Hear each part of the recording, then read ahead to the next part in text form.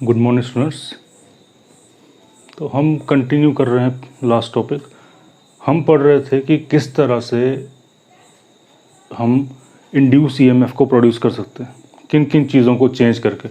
हमारे पास फार्मूला क्या था, phi is equal to B A cos theta. ये फार्मूला हमने पढ़ा फ्लक्स का। और methods of generating induced EMF, कितने मेथड्स हैं हमारे पास इंड्यूस ईएमएफ को जनरेट करने के। तो इंड्यूस ईएमएफ कैसे कैसे जनरेट कर सकते हैं। देखो, सबसे पहले हमने देखा था कि मैग्नेटिक फील्ड को चेंज करके, जब भी मैग्नेटिक फील्ड इंक्रीज और डिक्रीज होगी, कोयल के साथ लगा हुआ फ्लक्स भी क्या करेगा, चेंज करेगा, है ना। ये किया था हमने। एरिया के साथ भी कर लिया हमने कि एरिया के चेंज करने से भी फ्लक्स में चेंज आता है और इंड्यूस ईएमएफ प्रोड्यूस होता है। अब थर्ड केस क्या है हमारे पास, दिस थीटा। थीटा क्या है, angle between B and A, magnetic field and area vector. अब मैग्नेटिक फील्ड और एरिया वेक्टर के बीच में जब एंगल बदलेगा, एंगल चेंज करेगा, तो उस केस में भी क्या होगा, फ्लक्स में चेंज आएगा। और फ्लक्स में जब चेंज आता है तो क्या होता है, इंड्यूस ईएमएफ प्रोड्यूस होता है ना। तो आज का हमारा थर्ड केस है, third case, induce EMF by changing the relative orientation of the coil and the magnetic field. Coil की ओरिएंटेशन को चेंज करना है, और उसके जब कोयल को चेंज करोगे, कोयल की ओरिएंटेशन को चेंज करोगे, तो ऑब्वियसली साथ में क्या होगा, उसका एंगल भी बदलेगा मैग्नेटिक फील्ड के साथ, है ना। तो ये टॉपिक स्टार्ट करते हैं। देखो, सबसे पहले क्या है, हमारे पास एक हमने ले लिया नॉर्थ पोल और एक ले लिया साउथ पोल। अब मैग्नेटिक फील्ड नॉर्थ से साउथ की तरफ होगी, बीच में हमने क्या किया, एक कोयल रखी है। अब इस कोयल को हमने कैसे रखा है, फिलहाल हमने रखा है इस तरह से, है ना। ये कोयल आपके पास, सपोज इस कोयल को हमने रखा है इस तरह से, ये, और फील्ड लाइंस जा रही हैं ऐसे, क्लियर। फील्ड लाइंस कैसी हैं आपके पास, नॉर्थ से साउथ की तरफ, नॉर्थ से साउथ, नॉर्थ से साउथ, ये फील्ड लाइंस। और अगर आपने कोयल इस पोजीशन में रखी है तो उसका एरिया वेक्टर क्या होगा, area vector normal to the surface, ये सरफेस है और सरफेस से normal, this is area vector, है ना। तो नॉर्थ से साउथ भी यहाँ जा रहा है और एरिया वेक्टर भी यहाँ जा रहा है, तो इस केस में एंगल कितना बन रहा है, 0। अब सपोज मैंने इसको थोड़ा सा घुमा दिया, इस कोयल को मैंने थोड़ा सा रोटेट कर दिया। जब कोयल को रोटेट किया तो नॉर्थ से साउथ लाइन तो वैसी जा रही है, इस लाइन में कोई फर्क नहीं पड़ा, लेकिन एरिया वेक्टर अब कैसा हो गया, इस तरफ हो गया। तो एरिया वेक्टर और मैग्नेटिक फील्ड लाइन के बीच का एंगल चेंज हो गया। मैं इसको थोड़ा और घुमाता हूँ। अब फील्ड लाइन कैसे जा रही है, नॉर्थ से साउथ, नॉर्थ से साउथ इस तरफ जा रही है, और एरिया वेक्टर कैसा है, ऐसा। तो इस केस में बी और ए के बीच में क्या एंगल बन रहा है, this is magnetic field and this is area vector, तो एंगल बन गया 90, है ना। इस केस में सेम नॉर्थ से साउथ मैग्नेटिक फील्ड और सेम क्या जा रहा है, एरिया वेक्टर, तो एंगल कितना बन रहा है, 0। तो यहाँ 0 और यहाँ से घूम के आया तो 90, तो 0 से 90 चेंज कर रहा है, 0, 10, 20, 30, 40, 50, 90 कर रहा है। इस तरह से जब ये और घूमेगा 90 के बाद 100, 10, 180, फिर और घूमेगा यहाँ पे 270 एंड अगेन 360। तो जैसे जैसे इस कोयल को आप रोटेट करते जाओगे, इसका एंगल मैग्नेटिक फील्ड के साथ चेंज करता जाएगा। अब देखो फिर से, जब आपने इसको इस तरह से रखा है ना, जब ये नॉर्थ से जा रही है, नॉर्थ से साउथ मैग्नेटिक फील्ड लाइन जा रही हैं, अब बहुत सारी लाइंस जा रही हैं और मैक्सिमम लाइंस क्रॉस करेंगे इस टाइम पे, क्योंकि इस टाइम पे हमारे पास ये पूरा फेस सामने आ रहा है। तो ये सारी नॉर्थ लाइंस, नॉर्थ से साउथ तरफ मैग्नेटिक लाइंस गई और सारी मैक्सिमम लाइंस इससे क्रॉस करी। और जैसे जैसे आपने घुमाना शुरू किया इस पोजीशन में, बताओ कितनी जाएंगी, अब कोई भी नहीं जाएगी, है ना, बिल्कुल कम जाएंगी, एक आधी टच करते हुए यहाँ से जाएगी। और फ्लक्स क्या होता है कि कितनी लाइंस एरिया को पेनिट्रेट कर रही हैं नॉर्मली। तो इस पोजीशन में मैक्सिमम होंगी, मैक्सिमम लाइंस जाएंगी, थोड़ा सा बेंड करोगे थोड़ी कम जाएंगी, और बेंड करोगे और कम हो जाएगी, और बेंड करोगे और कम हो जाएगी, ऐसे करोगे तो बिल्कुल कम हो जाएंगी। अब टच करती हुई जाएंगी, काटेंगे नहीं तो 0, है ना। फिर से और घुमाओगे, अभी क्या हो रहा है, इस पोजीशन में क्या कर रहा है, सिर्फ टच करके जा रही है। फिर और घुमाया तो 1 जाएगी, फिर 2 लाइन्स जाएंगी, फिर मैक्सिमम लाइन्स जाएंगी। तो जैसे जैसे आप इसको रोटेट करते जा रहे हो, फ्लक्स में क्या आ रहा है, चेंज आ रहा है। क्लियर हो गया।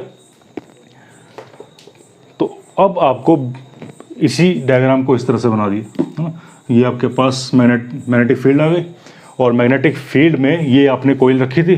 सपोज आपने इसको रोटेट कर दिया इस एंगल पे, है ना। जब आपने इसको रोटेट किया यहाँ से यहाँ, इस तरह मैग्नेटिक फील्ड में क्या कर दिया आपने, रोटेट कर दिया। अब इस पोजीशन पे बताओ, पहले कोइल ऐसी थी, अब आपने इसको ऐसे रोटेट कर दिया, तो इस पोजीशन पे एरिया वेक्टर क्या होगा, नॉर्मल टू द सरफेस, तो इस सरफेस के नॉर्मल, बस ये आ गया आपके पास एरिया वेक्टर। और ये क्या है, मैग्नेटिक फील्ड, नॉर्थ से साउथ। तो मैग्नेटिक फील्ड और एरिया वेक्टर के बीच में जो एंगल है, इसको मान लिया हमने थीटा। क्लियर। तो this is angle between B and A is theta. मान लिया कि ये जो रोटेट कर रही है विथ एंगुलर वेलोसिटी ओमेगा कर रही है, ओमेगा एंगुलर वेलोसिटी से मूव कर रही है। क्या आ गई आपके पास, एंगुलर वेलोसिटी ओमेगा। तो टी टाइम में मान लेते हैं कि टी टाइम में इसने इतना एंगुलर डिस्टेंस कवर किया। टी टाइम में एंगल कितना बन गया, इसके बीच में बी और ए के बीच में थीटा एंगल बन गया। क्लियर हो गया डायग्राम। अब देखो हमारे पास एक फार्मूला था, S is equal to, distance क्या होता है, distance is equal to speed into time, यानी कि वेलोसिटी इनटू टाइम। पढ़ा ये, distance is equal to speed into time. ये था लीनियर के लिए। यहाँ पे मोशन कैसा हो रहा है, एंगुलर। तो एंगुलर मोशन के लिए क्या होगा आपके पास, एंगुलर डिस्टेंस कितना होता है वो, थीटा। एंगुलर वेलोसिटी कितनी है, ओमेगा, टाइम कितना लिया, टी। तो टी टाइम में उसने थीटा डिस्टेंस कवर किया, तो theta is equal to omega T लिख सकते हैं हम। Phi is equal to B A cos theta, और थीटा की जगह हम लिख सकते हैं ओमेगा टी। तो phi is equal to B A cos omega T. ये क्लियर हो गया, इक्वेशन नंबर 1। अब आपको पता है कि टाइम के साथ क्या हो रहा है, फ्लक्स में चेंज आ रहा है। ये जैसे जैसे आप इसको क्या कर रहे हो, टाइम के साथ इसको रोटेट कर रहे हो। स्टार्टिंग में ऐसी थी, फिर टाइम बढ़ता गया, रोटेट की, टाइम चेंज किया, रोटेट की, टाइम चेंज किया, रोटेट की। तो जैसे जैसे ये रोटेट कर रही है तो क्या आ रहा है, फ्लक्स में चेंज आ रहा है ना। तो फ्लक्स में जो चेंज आ रहा है तो क्या प्रोड्यूस होगा, अकॉर्डिंग टू फैराडेज लॉ, है ना। तो according to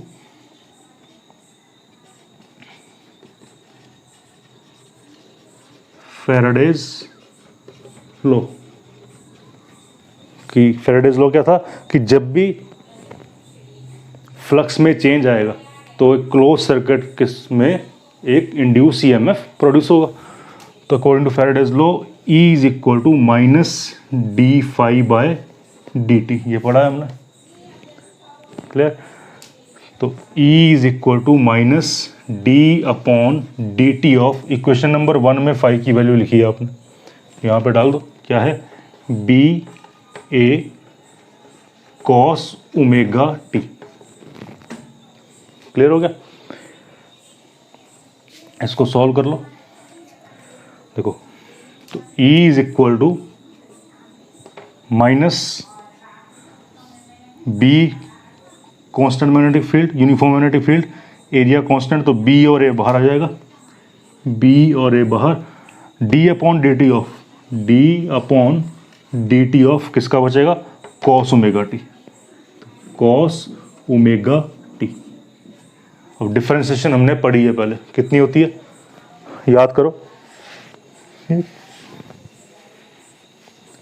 differentiation of cos omega T is minus sine omega t into omega.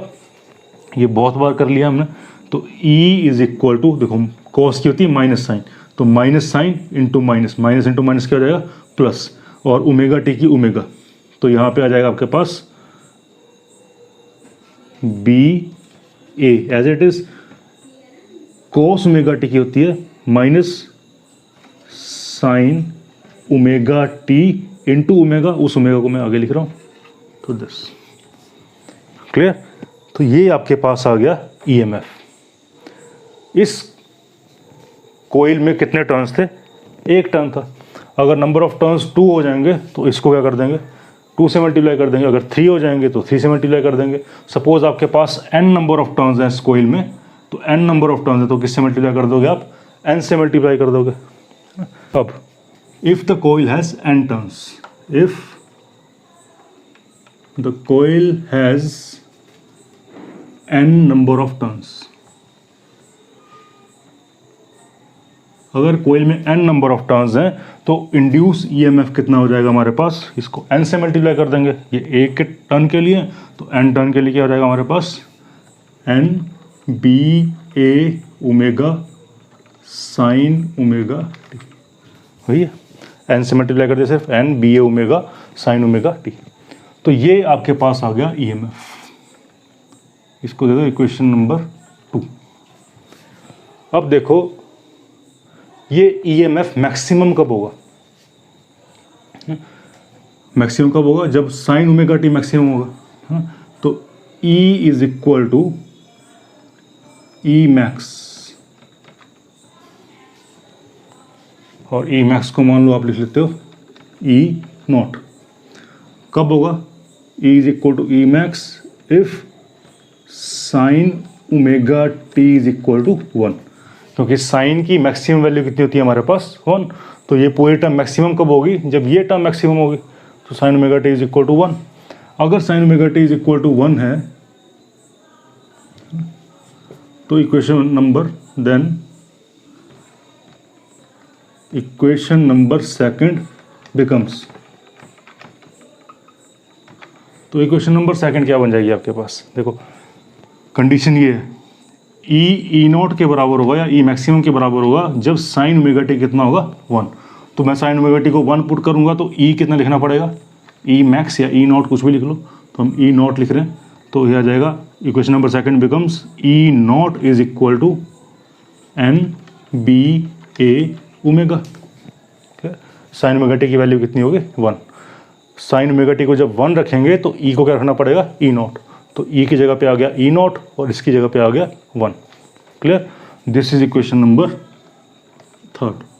अब इस थर्ड को सेकंड में पुट कर दो। पुट इक्वेशन 3 इन 2।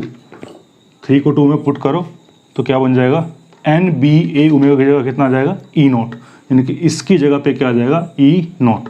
तो E is equal to E naught sine omega T. तो this is the result, equation number 4। E is equal to E naught sine omega T. ये EMF आपके पास प्रोड्यूस होगा कब? जब आप एक कॉइल को मैग्नेटिक फील्ड में क्या कर रहे हो? रोटेट कर रहे हो। समझ में? तो जब भी हम क्या करते हैं, किसी कॉइल को मैग्नेटिक फील्ड में रोटेट करते हैं तो हमारे पास इंड्यूस ईएमएफ प्रोड्यूस होता है कितना? E is equal to E naught sine omega T. Clear? अब इसके कुछ स्पेशल केस हैं, वो करते हैं।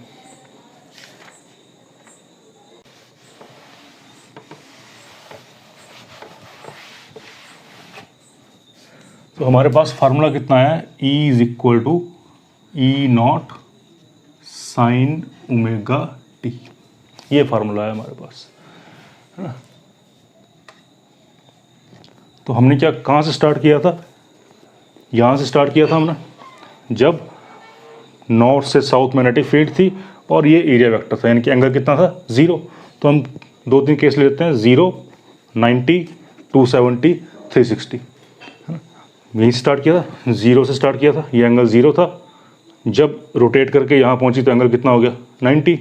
जब रोटेट करके यहाँ पहुँची तो एंगल कितना हो गया? 180, क्योंकि एरिया वेक्टर यहाँ के लिए और नॉर्थ से साउथ यहाँ के लिए, तो 180। अगेन जब यहाँ पहुँचेंगे तब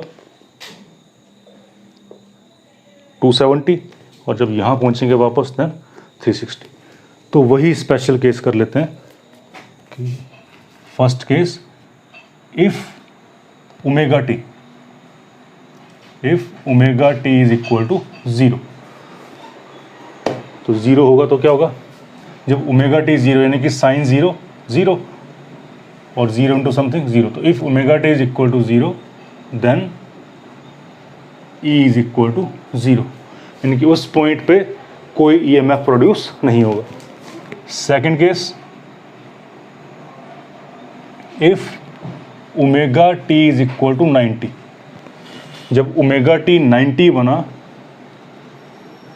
देन ओमेगा टी 90 यानी कि साइन 90 की value 1, then E is equal to E naught, then E is equal to E naught, और ये क्या मैक्सिमम वैल्यू आपको पता है, अभी निकाली थी हमने, ई नॉट मैक्सिमम। तो जब साइन 90 है तो हमारे पास क्या आ रहा है, ई नॉट के बराबर मैक्सिमम वैल्यू आ रही। Third case, if omega T is equal to 180 degree, 180 then E is equal to sin 180 0, तो E is equal to 0। Fourth, if omega t is equal to 270 degree then E is equal to 270 यानी कि 3π/2, तो इसकी value निकालने आती होगी आपको।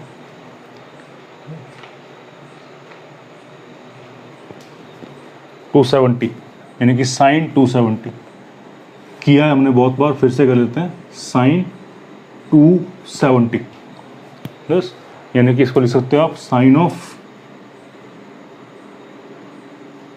180 plus 90 लिख सकते हो। 180 प्लस समथिंग, क्वाड्रेंट कौन सा आ गया, third quadrant, add sugar to coffee, 180 में चेंज नहीं आता, तो साइन का साइन 180 प्लस समथिंग आपके पास, तो 180 प्लस समथिंग में tan क्या है, पॉजिटिव, और साइन क्या होगा, नेगेटिव, तो माइनस साइन 90, तो minus sign 90 means -1।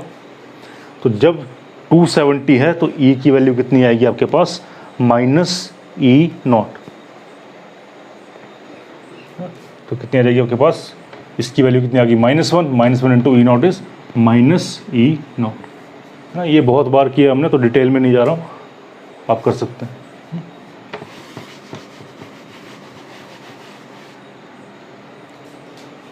And last, if omega T is equal to 360 degree then E is equal to sine 360 sine 2π की वैल्यू 0, देन अगेन 0। ये तो पता ही है, 90 मीन्स π/2, इसको 90 भी बोल सकते हो या फिर π/2 भी बोल सकते हो, 180 बोल लो या पाई बोल लो, 270 बोल लो या 3π/2 बोल लो, 360 बोल लो या 2π बोल लो, एक ही बात है।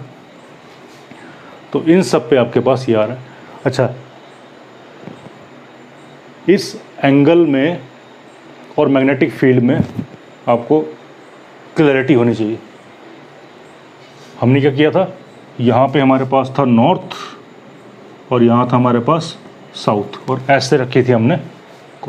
तो जब एंगल 0 बन रहा है फील्ड के बीच में और एरिया वेक्टर के बीच में, एंगल 0 बन रहा है, उस केस में कोइल कैसे रखी है हमने, कोइल का प्लेन कैसा है, फील्ड के परपेंडिकुलर, है ना। कोइल का प्लेन फील्ड के क्या है, परपेंडिकुलर, लेकिन बी और ए के बीच का एंगल कितना है, 0 है। क्लियर। तो फर्स्ट केस में आपके पास क्या है, plane of the coil is perpendicular to B. इस केस में क्या है हमारे पास, plane of the coil is perpendicular to B. ये चीज समझ में आई, हमने रखी थी कोइल इस तरह से।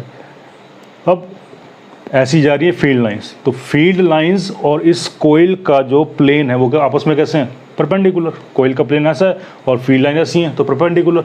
लेकिन एरिया वेक्टर के साथ एंगल क्या बना रहा है, जीरो। तो जब एंगल जीरो है इसका मतलब plane of the coil is perpendicular to magnetic field, clear. और जब एंगल 90 है तब दिस, ये एंगल 90 का मतलब बी और ए के बीच में एंगल 90, तो this is B and this is A, तो बी और ए के बीच में एंगल 90 बन रहा है। लेकिन बी और प्लेन ऑफ द कोयल के बीच में क्या एंगल बन रहा है, जीरो, यानी कि कोयल का प्लेन कैसा है, parallel to the magnetic field. तो सेकंड केस में आपके पास क्या आएगा, plane of the coil is parallel to magnetic field. समझ में आया? ये डायग्राम बनाने में आसान रहेगा, अगर आप डायग्राम बनाएंगे उस केस में ये आपको आसान रहेगा।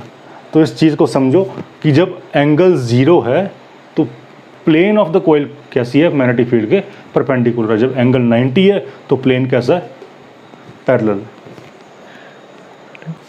तो ये दो केस क्लियर हो गया आपके पास। थर्ड आता है फिर से जब 180 डिग्री, तो यहाँ पे आपके पास क्या था, ज़ीरो था, और घूम के जब वापस पहुँचेगा यहाँ तो 180।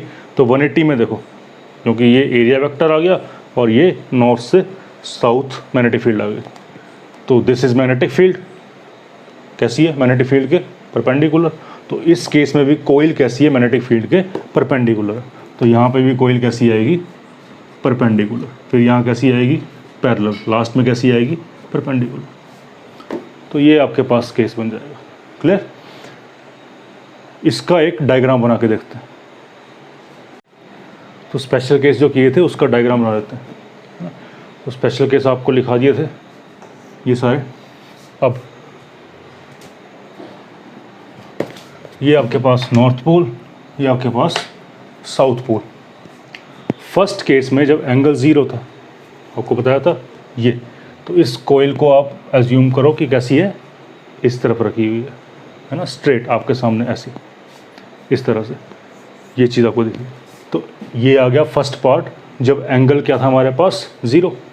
This is magnetic field, this is area vector, angle zero. तो जब एंगल ज़ीरो था तो ईएमएफ कितना था, ज़ीरो, और कोयल कैसी थी, परपेंडिकुलर। तीनों केस हो गए, angle zero, electric field sorry EMF zero, और कोयल कैसी है, परपेंडिकुलर।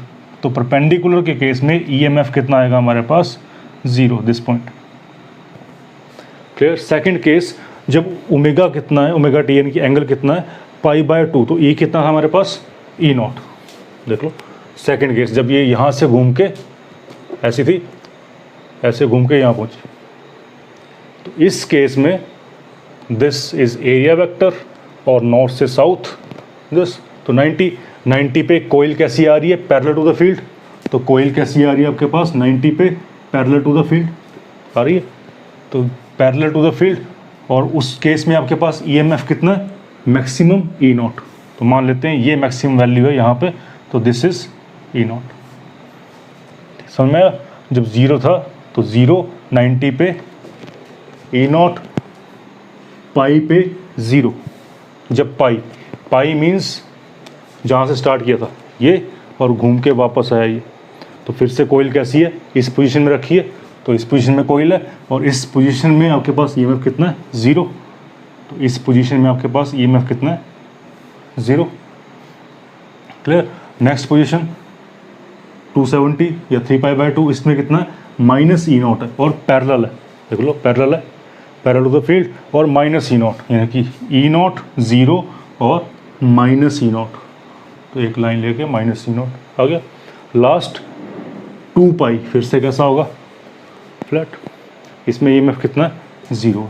तो देखो ये कैसा वेरी कर रहा है, ज़ीरो, फिर मैक्सिमम, फिर ज़ीरो, फिर नेगेटिव मैक्सिमम, फिर ज़ीरो। तो आपके पास कैसा वेव बन रहा है, दिस दिस दिस दिस। आपने ये गैप बराबर रखना है ना, यहाँ पे गैप थोड़ा ज़्यादा होगा। तो ये कैसी वेव बन गई, साइनसोइडल वेव। यहाँ पे एंगल कितना था आपके पास, ज़ीरो, यहाँ कितना था, π/2, यहाँ कितना था, पाई, यहाँ पे कितना था, 3π/2 और यहाँ कितना था 2π। क्लियर हो गया।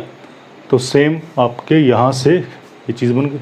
अब ये वेव कैसी वेव आपको पता है, दिस इज साइनोसोइडल वेव।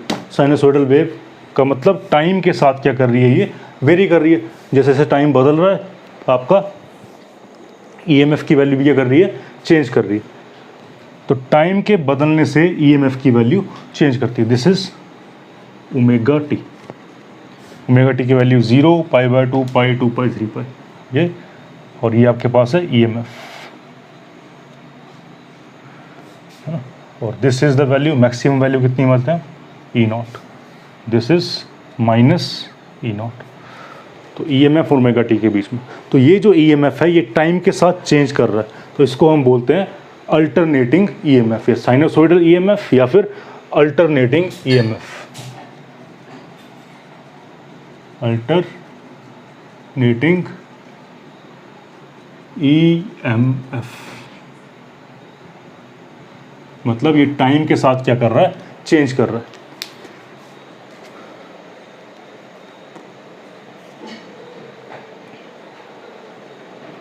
समझ में आया। तो क्या सिंपल सी चीज़ थी कि एक कोइल थी हमारे पास, उस कोइल को हमने मैग्नेटिक फील्ड में रोटेट किया।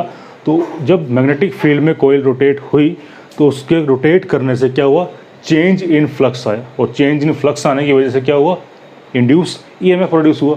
लेकिन ये इंड्यूस ईएमएफ कैसा है, ऐसा है जो टाइम के साथ चेंज कर रहा है। ठीक है, this is the principle of AC generator.